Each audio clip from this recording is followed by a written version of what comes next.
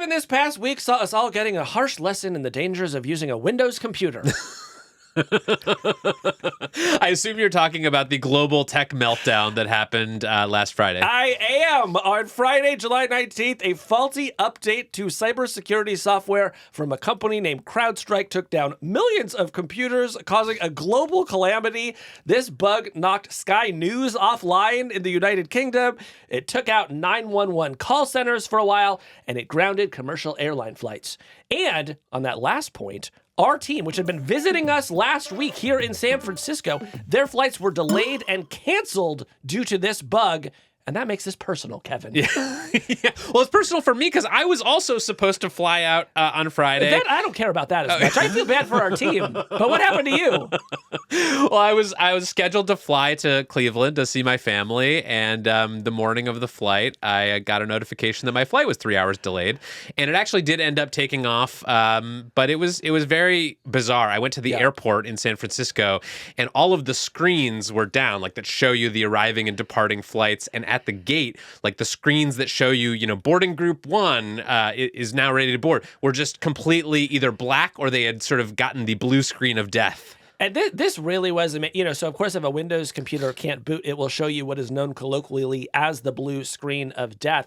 And this is the moment when we found out how many computers around the world were running on Windows, because all across social media, we saw these, frankly, beautiful photos of these like everyday environments where there were these giant screens that were just showing the blue screen of death out of nowhere. And it truly seemed like an experimental art project that like Grimes would have done. Totally. It was pandemonium at the airport because not only were a lot of flights delayed and canceled, but the actual the computers in the restaurants and like the Hudson News kiosks, many of them were down. So like I tried to get some snacks for my flight, and literally all of the self-checkout things were down.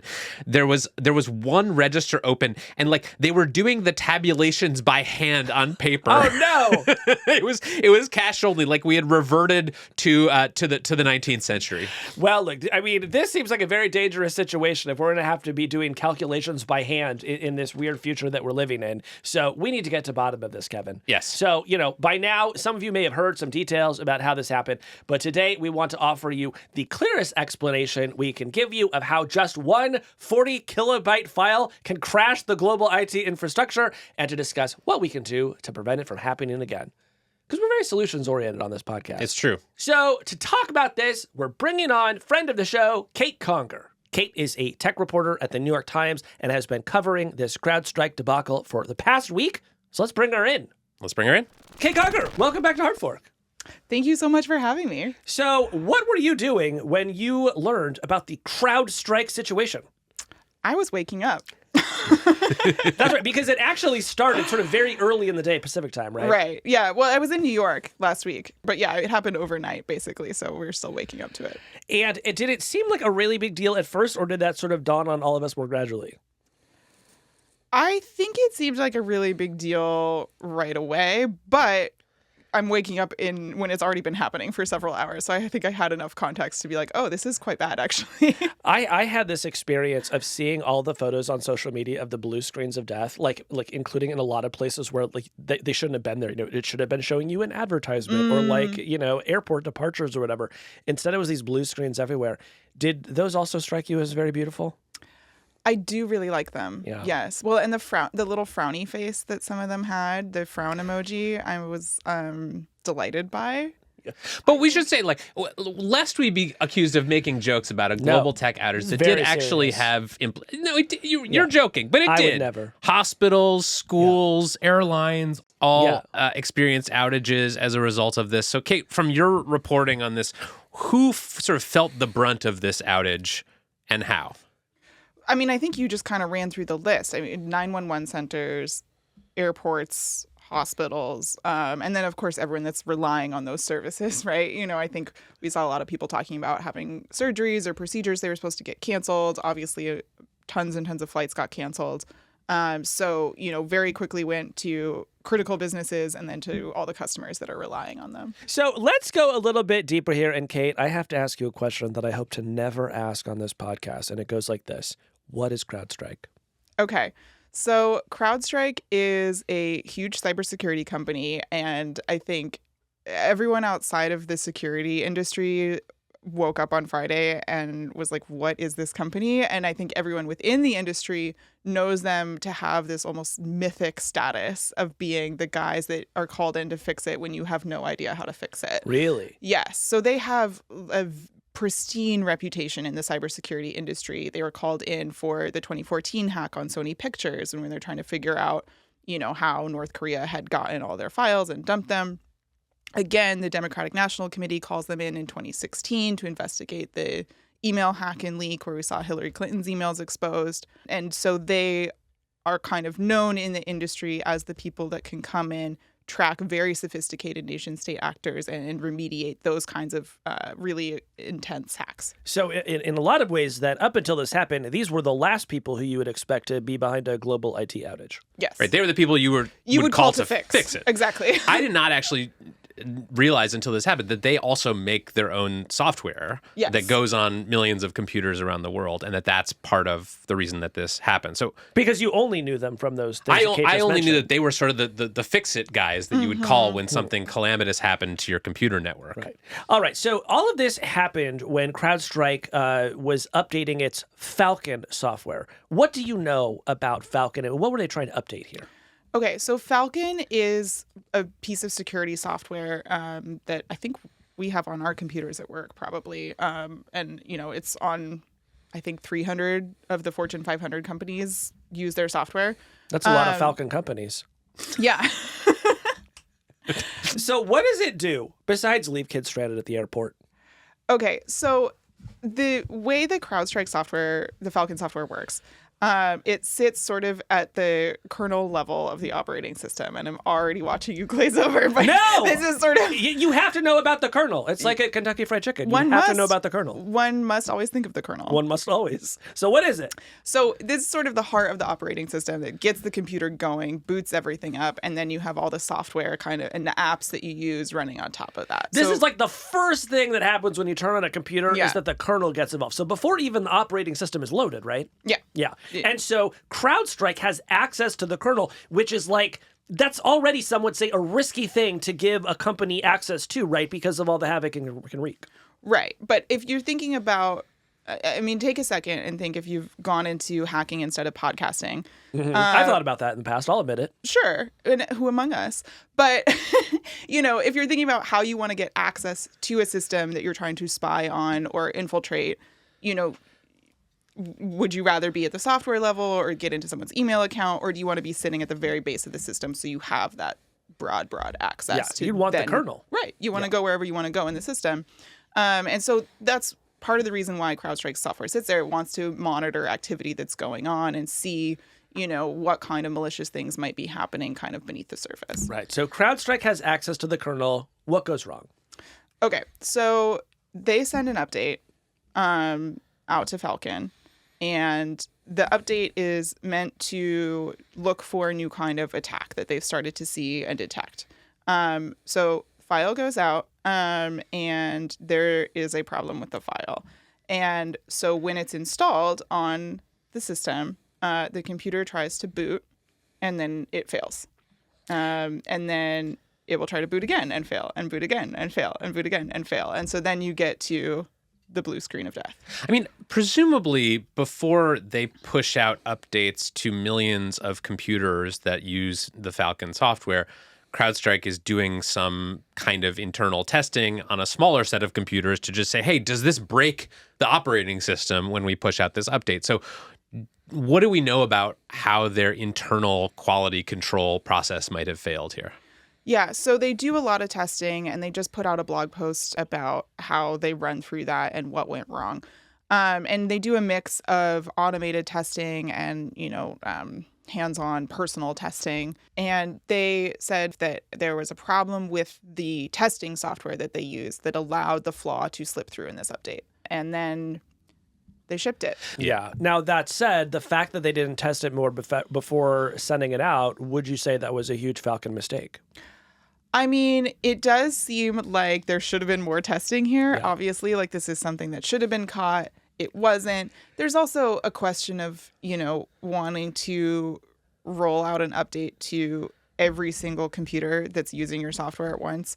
And it it's one of those kind of classic tug of wars that you see a lot in security where you want to get the fix to people as quickly as possible. So if they are presently under attack, you can detect it and stop it. Yep. So ship the update everywhere, right? But, should you happen to make a mistake in your update, perhaps ship it in like a staged fashion. So it's going to a couple people and then a couple more people, and you're making sure that you don't cause a global internet outage. That's what we do on Hard Fork. Every episode, we ship it out to a small number of test users to see if it crashes their phones. And if it doesn't, then we send it out to the rest of them. That's not true. Okay. I have possibly a dumb question, Kate.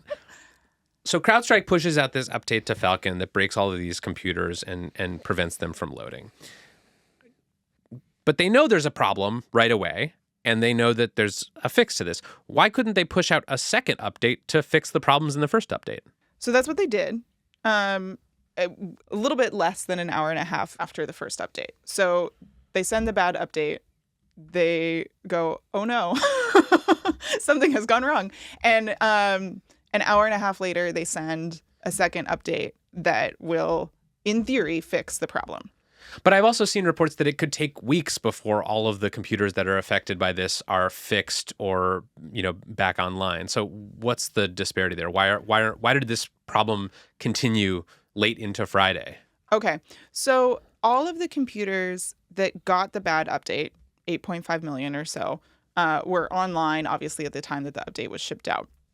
And like we talked about before, they are now in this cycle of crash and reboot and crash and reboot and crash and reboot.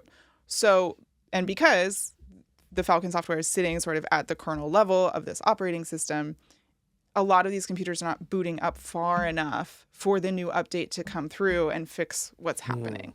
That is something that started to happen. And I think Microsoft was even suggesting to their customers, try rebooting the computer 15, 20 times, and that update might come through and come onto the system. And then that sounds like trolling. If someone was like, oh, did you try rebooting it 20 times? Yeah. Come on. I guess it works. One of the blue screen of death images that I saw, the text on it was like, if you are comfortable doing the reboot, try it. If not, call someone you trust. It's just like, so my mom? Yeah. So like, Mom, my computer. A coach, a parent, a trusted friend. Yeah. I also saw people suggesting that this could be manually fixed by like going into the recovery mode of the computer and like deleting a certain file from a certain folder.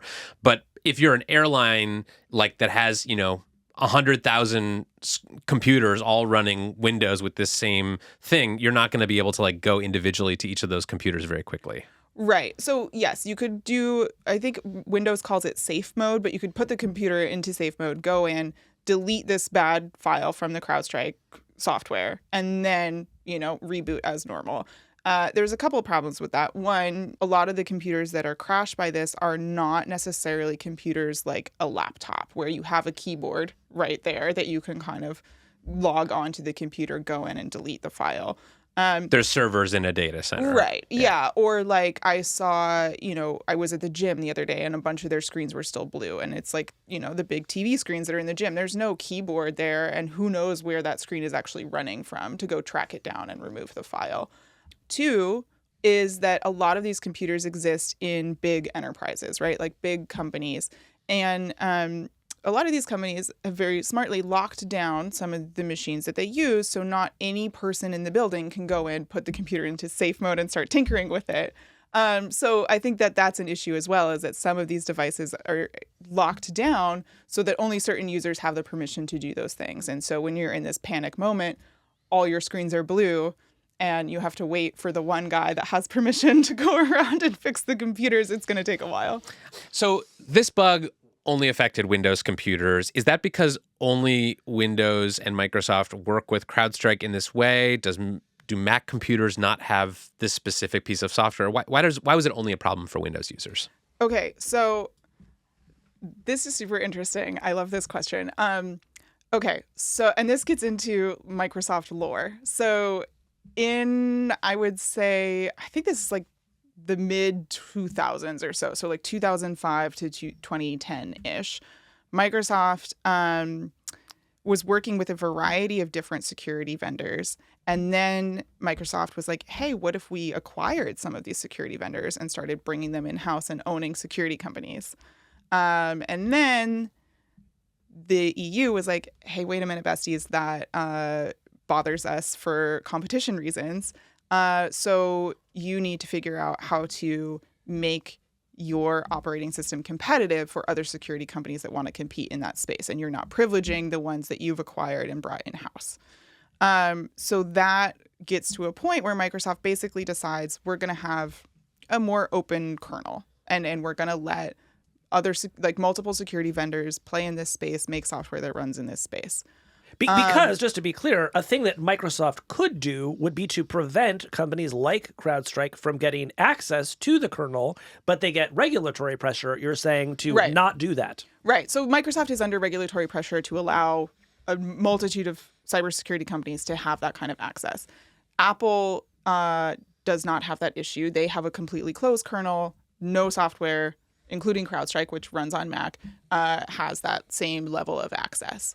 And I believe Apple, I want to say in 2019 was when they cut off kernel access, and they created this whole other system that allows CrowdStrike software to work on Mac OS without getting that same kind of deep access to the operating system. I see. I noticed that Microsoft, in the wake of this outage, was very quick to say, this was not us.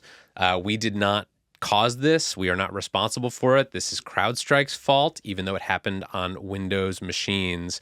So what kind of response has Microsoft had in maybe tightening up their security ecosystem after this outage? So I think Microsoft is in a little bit of a tough spot with this because, it isn't a flaw on their end. I think we talked about this earlier, but there's this catch-22 of security, right? Where you want to have the best protection you can have as quickly as possible. But, if those updates aren't sufficiently tested, then you have a crash coming. So yeah, I think it's a really tough position for them to kind of strike. Yeah, I mean, with security software in particular, in order to keep you safe, it just needs access to everything on your computer. So it's like in a way, the security software itself is going to be the least secure thing on your computer because it is essentially a single point of failure. And if something goes wrong with that, well, then now all of a sudden you're in a tough spot. And as Kate just explained to us, Microsoft said, well, hey, we could fix that. And then regulators said, no, you can't. So I agree with you. This is a catch-22 for them. Well, and it's kind of interesting, too, because now you have the antitrust scrutiny shifting over to CrowdStrike. And people are saying, hey, wait a minute, should a security company have this kind of marketplace dominance where they ship a flaw and it takes out industries around the world? And again, you have that same catch-22. It's like, sure, should we all be using the exact same company for these needs? Maybe, maybe not. But if you're sitting there trying to pick out your cybersecurity software, aren't you going to go with the guys that are called in for the Sony hack?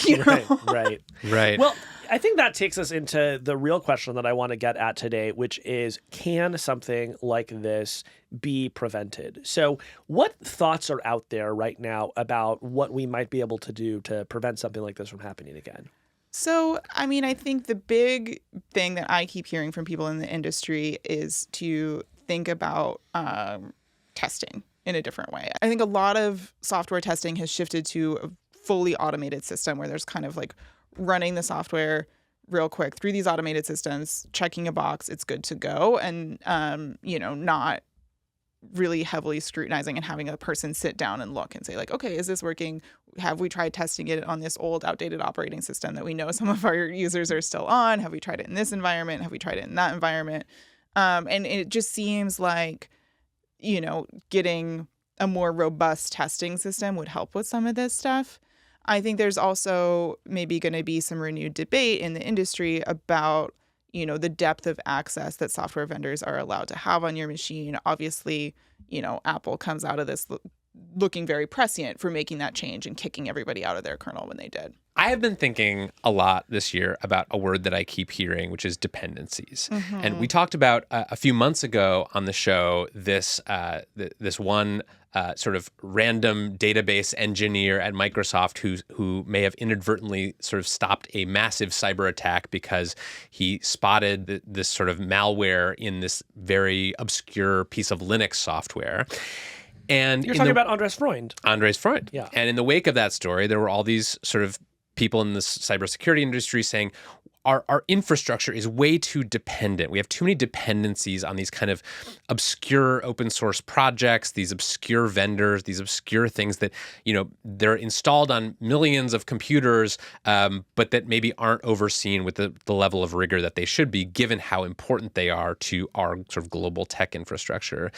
And that's what I'm thinking a lot in the wake of this CrowdStrike incident, is just how dependent we are as a society on these things that most of us probably don't even know exist, that even people who write code for a living may not routinely interact with, but that are so important, and that we have very little insight or access into. So do we need some kind of like a national online infrastructure movement, like the way that we have infrastructure bills to like invest in our roads and bridges? Like, do we need some kind of a national effort to just firm up the infrastructure that our global technology landscape depends on? I mean, I love that idea. I think that sounds so fun.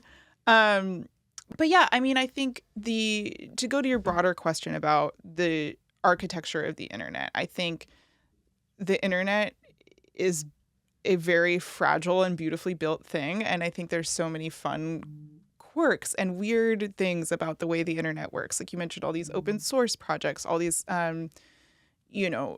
protocols that are sort of written by committee and voted on by people who are just volunteering to like make sure the internet works good. It's really cool and beautiful and also quite fragile. And I don't know. I mean, I think there's an instinct to say, yes, we should consolidate this. We should have more oversight over it. We should try to run it in a coherent and structured way. But I also think that like that's something that's really beautiful and special about the internet, is that anyone can have access and can get involved in sort of the in the plumbing of it and work on it if they want to. And maybe the thing that solidifies and kind of reinforces that infrastructure is the fact that people are becoming more technically savvy and more people are getting involved in those projects. I think that's sort of the dream. I'm still kind of like in the web should be free mindset, I think. Yeah. And I kind of, I don't love the idea of saying, okay, like, we're going to have a national internet infrastructure board that's going to run the internet. Totally. I mean, obviously, this particular outage has largely been resolved, but are there other things that you're still waiting for? Are there other shoes to drop here? What do you think comes next in the CrowdStrike story? So I think a couple of things. One, I mean, things are mostly back to normal, but, I'm still seeing blue screens here and there at the gym and the airport, et cetera. And so, I think there's still remediation to be done there. And then, I think there's still a need for a public accounting of what exactly went wrong and how we got to this point. And, I know CrowdStrike CEO has been asked to come and testify in Congress. So I think it'll be interesting to see what he says about the process and how they got to this point.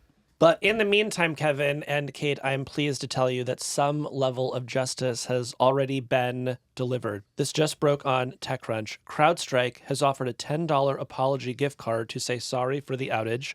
This sounds like a joke. It is not. They have been emailing customers to offer them a $10 Uber Eats gift card as an apology. And the accompanying email says, "We send our heartfelt thanks and apologies for the inconvenience. To express our gratitude, your next cup of coffee or late night snack is on us." Is that real? This is real. I will. I guess I will share this in the chat. A $10 Uber Eats gift card. Yeah. Sorry, we screwed up your entire infrastructure and made hundreds of thousands of people miss their flights. Here's $10. I think that's lovely. Yeah. So thank you to CrowdStrike for resolving this issue with a gift card, and we won't be discussing it any further. Kate, thanks for coming in, and may the forces of the internet protect your computer from CrowdStrike. Casey, thank you so much. This was so fun. Hey, that's the end of this clip. If you liked what you saw, head on over to our page and subscribe, and you can get the full podcast. We do a show like this almost every week on tech and the future. Head on over there now and subscribe.